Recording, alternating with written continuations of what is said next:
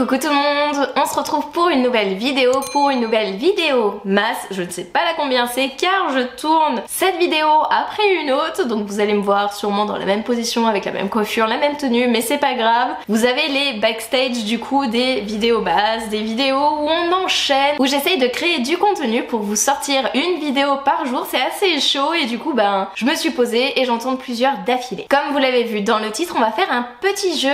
Il y a quelques temps, plusieurs semaines, voire 2-3 mois je crois, je vous avais demandé des petites questions en mode le livre qui, et vous avez été nombreuses à participer et du coup on va commencer sans plus tarder. Il y a des questions, j'ai commencé à regarder, je pense que ça va être dur, mais on verra, à tout moment ça passe. Je triche, j'ai mon téléphone dans ma main pour avoir les petits encadrés avec les petits intitulés et les propositions que vous m'avez faites. Le livre qui a été ta pire déception. Le livre que je vais vous dire, c'est pas forcément ma pire déception, mais c'est une déception récente que j'ai eue, parce que généralement quand j'ai une pire déception, quand j'ai vraiment une déception au summum, je m'en souviens plus. Je fais abstraction, il est rentré, il est ressorti aussi sec. Mais le dernier livre où j'ai été déçue alors que j'adore cet auteur, c'est James Dashner et c'est du coup Le Rivage des Derniers Survivants. Donc c'est en gros dans l'univers du labyrinthe, ça se passe 70 ans après le labyrinthe. Tous les personnages du labyrinthe ou presque sont morts, ils ont vécu leur vie. Enfin il y a une nouvelle ère en fait qui commence et du coup elle se déroule 70 ans après. On va retrouver un protagoniste, j'étais contente de l'avoir retrouvé. Mais en fait dans ce premier tome, on va suivre plusieurs protagonistes qu'on connaît pas, qu'on apprend à connaître. Ce sont des jeunes du coup, la nouvelle génération du labyrinthe en quelque sorte. Ils pensaient être protégés sur leur petite île, que tout allait bien jusqu'au jour où il y a une femme bizarre qui va arriver sur leur île et tout va basculer. Ils vont se rendre compte que la braise n'est pas éradiquée et c'est à partir de là en fait qu'on commence l'histoire et j'ai trouvé ça redondant. C'était presque copie conforme avec le labyrinthe, la trilogie de base et j'étais en mode ben non, mais en même temps c'est la plume de James Dashner, ça se dévore, ça se lit tout seul et en même temps non, donc voilà, un peu déçue parce que j'aime beaucoup cet auteur et que là j'ai été déçue par cet écrit là, cet ouvrage là. Le livre qui t'a brisé le cœur. Il y en a plusieurs qui m'ont brisé le cœur, mais le roman qui m'a le plus impacté parce que je me suis sentie concernée, il s'agit de Nos âmes tourmentées de Morgane Moncomble, publié chez Hugo. Je me sens concernée par la thématique de fond. En fait on va suivre une protagoniste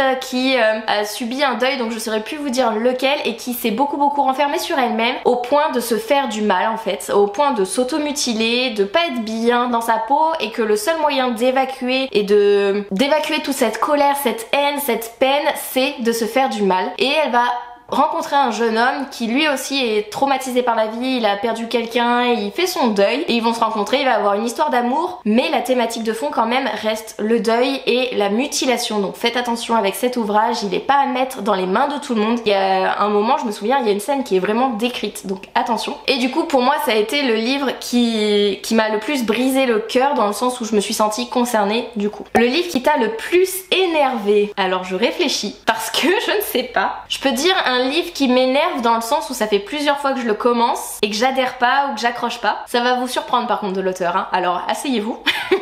Il s'agit de Extenta de Victor Dixon, publié chez la collection R. Ça m'énerve en fait parce que j'adore tous les ouvrages de Victor Dixon. Vous le savez, j'ai lu Phobos, j'ai lu Cogito, j'ai lu Vampiria, j'ai lu là dernièrement Agence Perdido. J'ai lu tous ces incontournables récents. J'ai pas lu Animal, j'ai pas lu le cas de Jack Spark, mais j'ai lu tous les récents. J'ai adoré, c'est mon auteur mes favoris, chouchou. Je suis fan de cet auteur, quoi, de ses écrits. Et là, j'arrive pas. Je l'ai commencé en e-book, je l'ai commencé en audio, je l'ai commencé en papier, ça passe pas. Je l'ai toujours dans ma pile à lire, je suis en mode non, je tenterai, j'essaierai de me forcer et de lire les 100 premières pages. Je le ferai un jour ou l'autre, il sortira. Et du coup, ça m'énerve en fait de pas arriver à me mettre dans l'histoire. Voilà. Mais c'est pas un livre qui m'a agacée pour la thématique ou autre, vu que je sais pas de quoi ça parle. Enfin si, de réchauffement climatique et de tout ce qui touche à l'écologie, mais sinon je ne sais pas. Du coup c'est pas l'histoire en elle-même ou un protagoniste qui m'a énervé ni rien, c'est vraiment le fait de pas réussir à le lire. Le livre qui t'a tiré une larme. Si c'est seulement une larme, je peux mettre Quand Haru était là de Dustin Tao, publié chez Hachette. Ce n'est qu'une larme. Je joue avec les mots.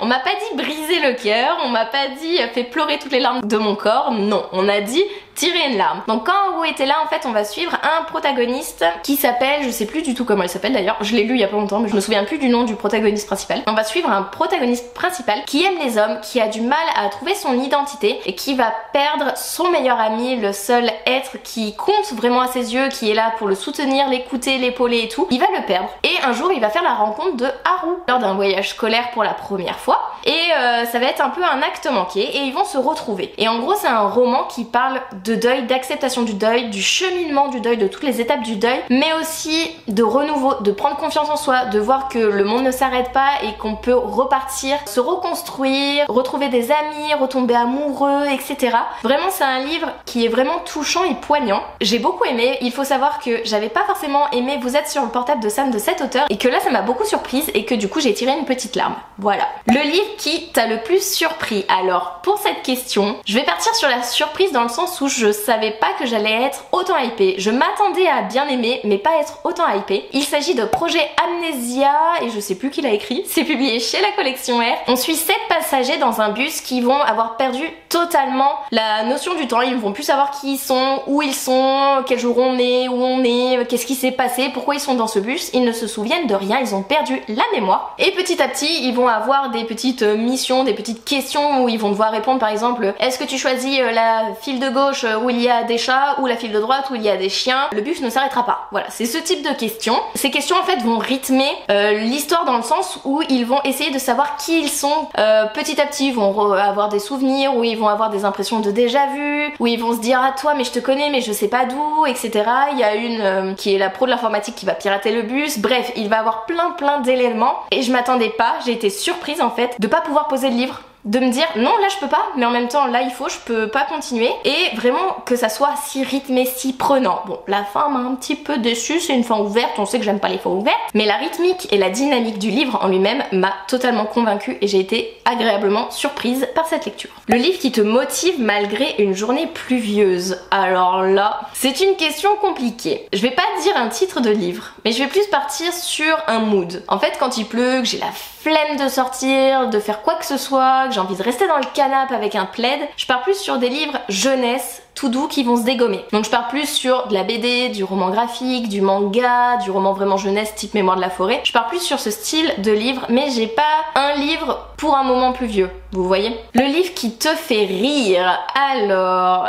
je cherche. Ah si, il y a un titre où j'ai beaucoup rigolé. À chaque fois que je lisais des phrases de ce personnage, j'étais en mode mais c'est trop drôle, j'adore. C'est Esther Parmentier, le premier tome de Maëlle Dessart et je sais plus, je crois que c'est publié chez Rajo si je dis pas de bêtises. En gros on va suivre une personne qui a des dons, qui peut voir la magie, mais c'est le don le plus bas de la société, le don le plus minime en fait. Des pouvoirs qui existent, il y a des gens qui sont vampires, loups-garous, il y a des magiciens, etc. Et elle en fait elle peut voir si les gens ont des pouvoirs magiques et c'est considéré comme le pire des dons, le don qui ne sert à rien. Sauf qu'il s'avère que c'est un don très utile car elle va s'allier à un vampire qui va mener sa petite enquête. Il est bon à rien, vraiment il est sûr de lui mais en même temps il sert strictement à rien, il arrive pas à faire les liens, à savoir qui a tué qui a fait quoi. Vraiment c'est Esther du coup celle qui voit la magie qui arrive à dénouer cette histoire et du coup elle lance beaucoup de pics, ils se lancent tous les deux des pics et c'est tellement drôle et j'avoue que j'ai beaucoup rigolé en lisant cet ouvrage. Le livre qui te fait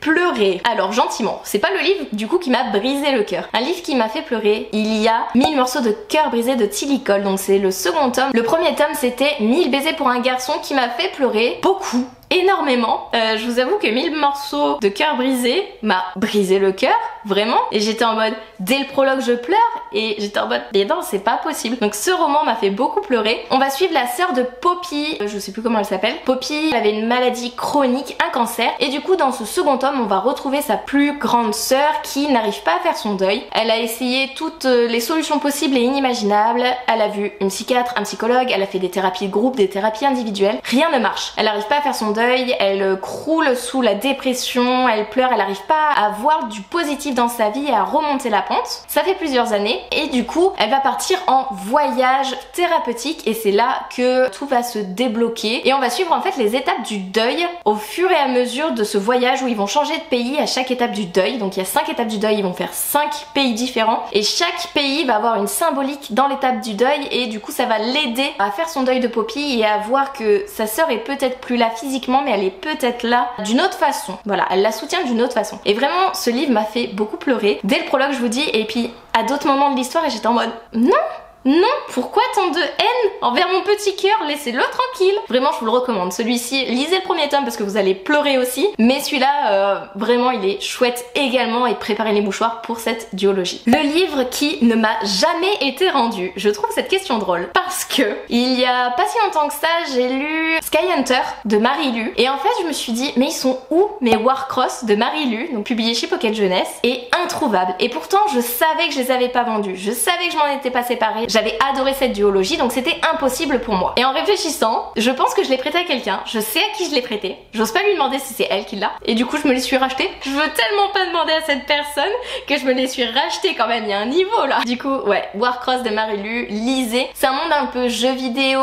avec pas la réalité virtuelle, mais un peu des skates volants. Vous voyez cette ambiance gaming, geek et tout. J'avais adoré, ça se dévore, et foncez découvrir quoi. Le livre qui m'a été prêté et que je n'ai jamais rendu. J'en ai un. C'est un manga et c'est Breakz, Berzed, je sais pas comment ça s'appelle. C'est un ami de promotion infirmière qui m'avait dit vas-y lis, tu vas aimer machin. Je lui dis mais c'est une saga rallonge, je vais pas me lancer là-dedans. Vas-y lis et tout. C'était en 2017 je crois. Oui parce que c'est l'année où j'ai commencé mes études d'infirmière. Donc en 2017 il me l'a passé. Il est toujours là. Il est toujours en bas de ma bibliothèque. Il est bien rangé, je sais à qui il est. Rodolphe, tu ne passeras jamais sur mes vidéos mais j'ai toujours ton premier tome. Faut vraiment que je te le rende, je te l'enverrai par la poste je pense parce que là ça fait X temps qu'il est là. Je ne l'ai pas lu bien évidemment. Je ne veux pas commencer une saga de manga à rallonge et c'est assez sombre, c'est assez gore, c'est assez glauque donc bon pas en manga, ça passe pas en manga. Quand c'est mon imagination qui travaille ça va, mais quand il y a déjà les dessins ça ne va plus. Le livre qui sera pour toujours le conseil de lecture que je donnerai, Victor Dixon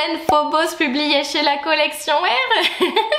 Ou non, je recommande aussi beaucoup Cogito. Enfin, en vrai, tous les ouvrages de Victor Dixon que j'ai lus, je les recommande. Pas pour les mêmes raisons. Dans Phobos, du coup, on va suivre 6 prétendantes et 6 prétendants qui vont partir à la conquête de Mars. Ils n'ont aucune accroche sur la Terre. Ils n'ont pas de famille, ils sont à l'abandon, ils sont orphelins, ils vivent seuls et tout. Et du coup, dans chaque pays différent, il y a un ou une personne qui a été tirée au sort parmi les gens qui ont participé à cette campagne pour conquérir la planète Mars. Parce que c'est pas simplement une conquête de la planète Mars, c'est aussi une émission de télé-réalité où en gros ils vont devoir trouver l'amour avec un grand A. Du coup quand ils vont partir direction la planète Mars, ils vont faire des speed dating. Il y a les prétendants d'un côté, les prétendantes de l'autre. Dans chacun vaisseau ils sont séparés garçons et filles. Et en fait une fois par semaine ils vont faire un speed dating dans une bulle où on voit tout et tout. Et ils vont essayer de trouver le prétendant ou la prétendante qui leur correspond le mieux. Et s'ils tombent d'accord et tout, et bah ils vont être ensemble. Et du coup c'est vachement bien, c'est en 4 tomes, c'est ultra rythmé. J'avais beaucoup aimé le côté télé-réalité,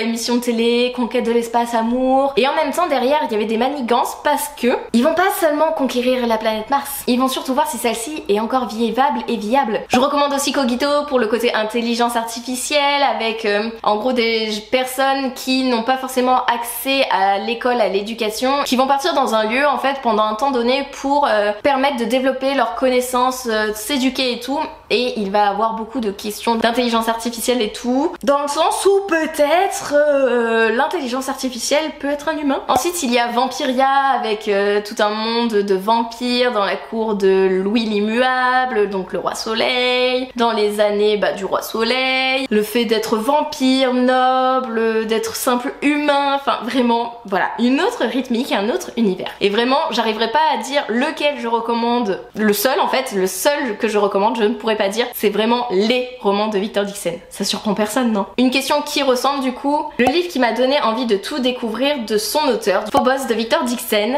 publié chez la collection R, m'a donné envie de découvrir tous les ouvrages de Victor Dixon. Le livre qui m'a causé une panne de lecture, il s'agit de un livre que je vous ai déjà parlé, 1000 baisers pour un garçon de Tilly Cole. Celui-ci m'a procuré une panne de lecture parce que j'ai pleuré, mais pleuré toutes les larmes de mon corps. Celui-ci, roman, en fait, m'a brisé le cœur. C'est pas un livre qui m'a fait pleurer, c'est il m'a brisé le cœur au plus haut point. Je n'arrivais pas, j'étais en crise d'angoisse, en sanglots à la fin de ce livre. C'est pas le seul livre qui m'a fait ça, mais c'est l'un de ceux qui derrière m'a créé une panne de lecture où j'étais incapable de relire pendant une semaine voire 15 jours. Et j'étais en mode pas possible. Du coup en fait dans le premier tome de Tilly Cole, on va suivre Poppy qui est atteinte d'un cancer qui est assez jeune, il me semble qu'elle a 8 ans à cette époque, et elle va vivre quelques années avec ce cancer et voilà. Vous avez deviné le fil conducteur de l'histoire, pourquoi j'ai pleuré toutes les larmes de mon corps et tout. Surtout qu'à cette époque, quand je l'ai lu, j'avais déjà l'envie d'être infirmière, j'étais en études d'infirmière et que j'avais beaucoup d'empathie, de compassion et que la moindre chose en rapport avec la maladie me touchait. D'autant plus quand c'est des maladies qui touchent des enfants. Autant quand c'est un cancer qui touche une personne âgée, ça m'impacte, mais je me dis, il a vécu. Autant quand c'est un enfant, je suis en mode, non, c'est un gamin. Il a appris à marcher, à lire, à manger, à parler, et là il a ça. Non, c'est pas dans la suite logique en fait de la vie, parce que on sait que les cancers, il y en a certains qui ne se guérissent pas. Du coup t'es en mode non, je veux pas, il est au début de sa vie, il doit continuer. Et c'est ça qui m'a brisé le cœur. Et vraiment, la plume de Tilly Cole, elle est tellement prenante, poignante. Tu lis, mais t'es en mode, tu bouffes le livre, t'es en mode, je ne peux pas le lâcher, mais en même temps je n'arrive plus à lire les mots tellement je pleure. Vraiment c'était ça. Et du coup ouais, c'est le livre qui m'a causé une panne de lecture. Le livre qui m'a fait rencontrer des gens formidables. Alors j'ai une petite anecdote. Au début j'étais pas forcément sur les réseaux sociaux, j'avais à peine commencé mon compte Instagram, c'était en 2017, du coup c'était au SLPJ de 2017 où en fait Claire de Chute Jolie regardait la couverture de Elisa et ses monstres, je sais plus l'autrice par contre, publiée chez la collection R. Et c'est là que je l'ai abordée. Et c'est là que j'ai rencontré du coup Claire, Justine, Mélanie, Élise. C'est là que en gros j'ai commencé à rencontrer des gens de la sphère littéraire, à m'en faire des amis parce que Claire je lui parle pas tous les jours mais en salon ou de temps en temps je commande ses stories, on parle super bien. Élise on parle très régulièrement, pendant un temps on se parlait tous les jours. Mélanie c'était pareil, maintenant on a nos vies, on a grandi, évolué donc on se parle plus forcément tous les jours, mais c'est des gens que j'ai rencontrés grâce à un titre et grâce à un titre de la collection R s'il vous plaît. Le livre qui m'a empêché de dormir, ça va en surprendre certains parce que c'est pas un livre que j'ai forcément bien aimé ou que du coup j'étais en mode ouais c'est du vu, du déjà vu pour moi, surtout moi qui consomme des films d'horreur. Il s'agit de Vous êtes cordialement invité de Alex Sol, c'est de l'auto-édition et je vous avoue que ce livre m'a volé un peu mes nuits dans le sens où c'est en gros 4 protagonistes quand ils étaient jeunes qui ont été victimes d'un incendie dans leur colonie de vacances et tout, ils ont des séquelles mais ils ne se souviennent pas de ce qui s'est passé ce jour-là et du coup 10 ans plus tard ou 15 ans plus tard je sais plus, ils reçoivent une lettre, vous êtes cordialement invité à l'inauguration machin de la colonie de vacances machin. Ils vont s'y rendre, ils vont s'y retrouver et en fait il s'avère que le manoir de l'ancienne colonie de vacances est hanté, donc il n'a pas forcément été rénové. Et du coup qui dit hanté dit fantôme, dit possession, etc. Dit vu que je vois beaucoup de films d'horreur, mon imagination elle est surdéveloppée, je vois tout vraiment, tu me décris un truc, je l'imagine totalement. Et du coup ça volait mes nuits. Mais parce que c'est de l'horreur quoi. Le livre qui t'a marqué le plus. Le livre qui m'a le plus marqué, que j'ai un bon souvenir, que je peux en parler en long, en large et en travers, c'est 1000 battements de cœur de Kelly York. C'est un roman en fait où on va suivre un jeune qui a déjà subi une transplantation cardiaque, qui va en resubir une seconde, enfin qui doit en resubir une seconde, mais il ne veut pas parce que déjà sa première transplantation cardiaque a modifié totalement son mode de vie, son hygiène de vie. Exemple con, il peut plus manger autant de McDo qu'il veut, il est obligé de faire une pratique sportive assez régulière, de faire attention à son alimentation, de faire attention à son sommeil, à tout en fait. Il doit prendre des traitements à vie. Vraiment, sa vie a été bousillée en fait suite à cette transplantation cardiaque et en fait on peut vivre 5 ans avec un organe de quelqu'un d'autre en moyenne et du coup cette transplantation cardiaque arrive à échéance et du coup il doit en subir une deuxième s'il veut continuer de vivre, sachant que ce jeune homme est quand même assez jeune. Il me semble qu'il a 18 ou 20 ans dans l'histoire et il ne veut pas. Et sa meilleure amie elle est là pour l'accompagner et tout, ils vont partir en road trip et c'était ultra touchant et il m'a marqué dans le sens où c'était l'un des premiers livres que je lisais sur tout ce qui est pathologie, transplantation d'organes, du coup tout ce qui est plus ou moins cancer, déformation physique, psychique, en lien avec des maladies, des pathologies, en lien avec mon métier, mon futur métier d'infirmière. Et ça m'a beaucoup touchée, c'était vachement bien écrit, c'était très rythmé et en fait je me suis mis et à la place de ce jeune homme et à la place de cette jeune femme et ça m'a bouleversée totalement. Le livre que tu trouves le plus beau. Je vous avoue que j'aime beaucoup la version de La maison au milieu de la mer Céréluenne de T.J. Klune, publiée chez De Saxus. Je me la suis procurée en toc-toc et je la trouve vachement belle. J'ai toujours pas lu l'histoire, vraiment il est là pour l'objet livre, je saurais pas vous dire de quoi ça parle, je me souviens plus du tout du résumé, je peux pas vous en faire un résumé donc. Mais j'avoue que cette version, je la trouve vachement belle et je pense que c'est la plus belle de ma bibliothèque. Le livre auquel tu tiens le plus, les livres de Victor Dixon ça marche ou pas? Non, le livre auquel je tiens le plus, je dirais quand même Nos âmes tourmentées de Morgan Moncomble parce que c'est celui-là qui me ressemble le plus. Le livre qui t'a semblé interminable.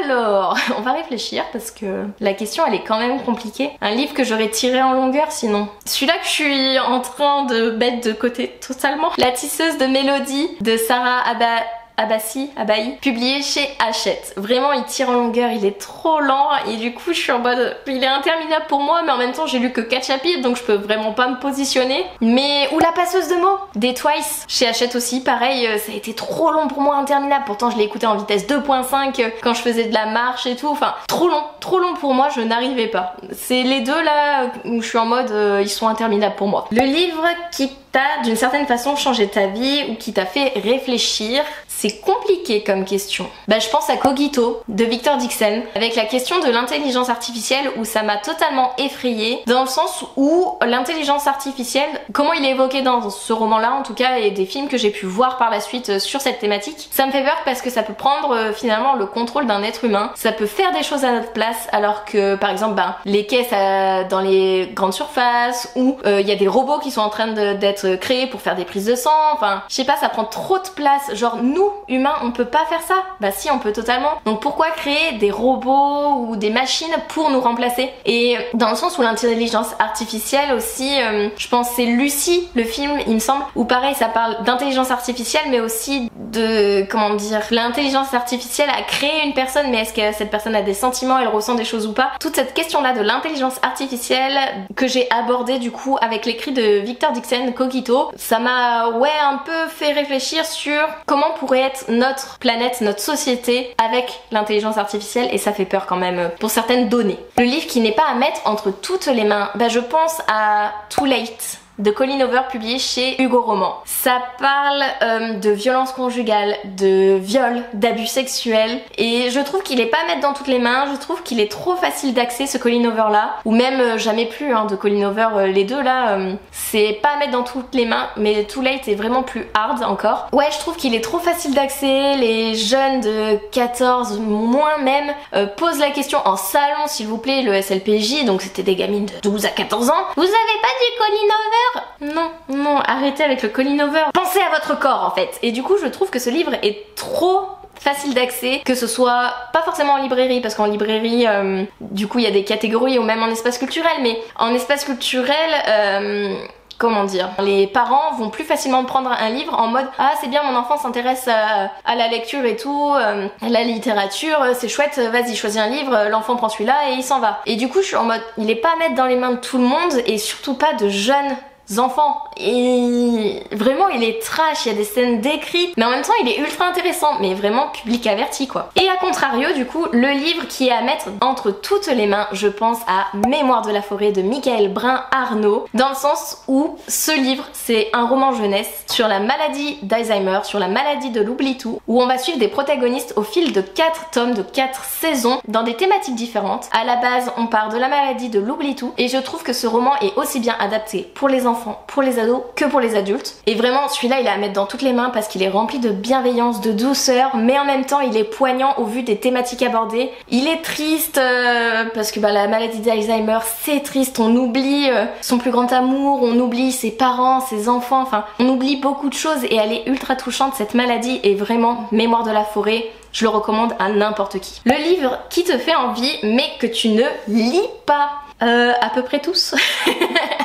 Normalement à peu près tous ceux qui sont dans ma pile à lire. Non en vrai je dirais Kezia de Maddy Plume, le second tome là il me fait beaucoup envie, ou Absolu de Margot Dessen publié chez Big Bang, où pareil ils me font beaucoup envie ces deux là, ou All of Us Villain aussi publié chez Bayard, non chez Milan, chez Bayard ou chez Milan je sais plus, qui me font vraiment envie. Ces 3 titres me font vraiment envie mais je les sors pas pour l'instant et je sais pas pourquoi, et à chaque fois je les repousse et à chaque fois j'en mets un au milieu alors qu'ils me font très envie et que dans les 3 cas ce sont des tomes 2 en fait, et je sais pas. Le livre qui t'a sorti d'une panne de lecture, alors c'est pas forcément un livre qui m'a sorti d'une panne de lecture. Pour par exemple 1000 baisers pour un garçon, c'est une catégorie. Il me fallait de la romance, il me fallait de la romance toute douce, sans prise de tête, sans personnages traumatisés, avec des maladies quelconques ou qui ont subi des violences. Vraiment j'étais en mode il me faut de la douceur, il me faut le cliché de la romance, voilà. C'est ça qui me sort des pannes de lecture généralement, le cliché de la romance, les histoires d'amour qui se passent bien. Je pense à Better Than the Movie mais c'est pas celui-là que j'ai lu à l'époque, je sais plus lequel j'ai lu. Mais ouais, des relations saines, de l'amour prévisible et de la romance attire l'arigot. Le livre qui est ta meilleure lecture, mais c'est compliqué ça. C'est tellement compliqué, c'est impossible, il y en a plusieurs, j'ai eu plusieurs coups de cœur. Après, il y a 3 sagas qui restent indétrônables. Il y a du coup Le Labyrinthe de James Dashner, il y a Nil de Lynn Manson, publié chez Pocket Jeunesse. Il y a La 5e vague, publié chez la collection R, je sais plus par contre qui a écrit, mais ce sont des livres où ça a été d'excellentes lectures, j'ai adoré les trilogies au complet, j'ai tout dévoré. Dans les 3 quand même, plus Nil de Lynn Manson, où en gros ça va être des gens qui vont être absorbés par la terre et ils vont popper sur une île et ils vont devoir en sortir. Mais ils vont pas tous survivre. Il va y avoir des petites amitiés, des histoires d'amour et tout, c'est très rythmé, c'est très dynamique et il y a beaucoup d'action et j'ai adoré. Et ça fait longtemps que je l'ai lu, faudrait peut-être que je le relise un jour. Mais ça a été l'une de mes meilleures lectures, ou je pense aussi à la saga Le Joyau de Amy Ewing, où pareil, je l'ai lu 3 ou 4 fois cette saga et j'adore. Voilà, je peux pas en choisir une, mais plusieurs. Le livre qui est le plus ancien de ma pile à lire, je vous invite à aller voir la vidéo avec les reliques de ma pile à lire juste ici. Mais du coup, il s'agit de The Mortal Instrument Renaissance, le premier tome, publié chez Pocket Jeunesse. Le livre qui m'a donné envie de lire. C'était quoi au début que je lisais? Les Night World de L.J. Smith, et c'était publié chez Michel Lafon. Mais c'est ceux-là qui m'ont donné le plus envie. C'est un univers où il y avait des loups-garous, des vampires, des fées, qu'est-ce qu'il y avait d'autre? Des sorcières. Vraiment un univers que j'avais adoré, dévoré, et c'est cette saga qui m'a donné envie de lire. Le 10e tome n'est jamais sorti, malheureusement. Le livre qui te fait peur à lire, je pense à plusieurs. Notamment Nevernight de J. Christophe, notamment Babel, et aussi L'Empire du Vampire de J. Christophe. Ce sont vraiment les 3 livres, plus ou moins saga, parce que Babel n'est pas une saga, qui me font peur au vu de la grosseur de chaque livre en fait. Pourtant les univers me hype, hein, mais non, la grosseur du livre me fait peur. Et la taille des textes aussi me fait peur. Voilà, vidéo un petit peu longue je pense. Je sais pas trop ce que ça donne. Vous m'aviez proposé beaucoup de choses, donc j'ai essayé de répondre à un maximum. Il y avait des choses qui se répétaient et tout. Il y en a que je savais pas quoi répondre, donc du coup je ne les ai pas mises, désolée. J'espère que cette vidéo vous aura plu. Vous avez le droit de me pourrir en commentaire sur certains titres. Vous avez le droit de me dire si vous n'êtes pas d'accord avec moi. N'hésitez pas, les commentaires vous sont ouverts. N'hésitez pas à liker, commenter et à vous abonner si vous le souhaitez. Et moi je vous laisse, je vous fais des bisous et je vous dis à une prochaine vidéo. Bye!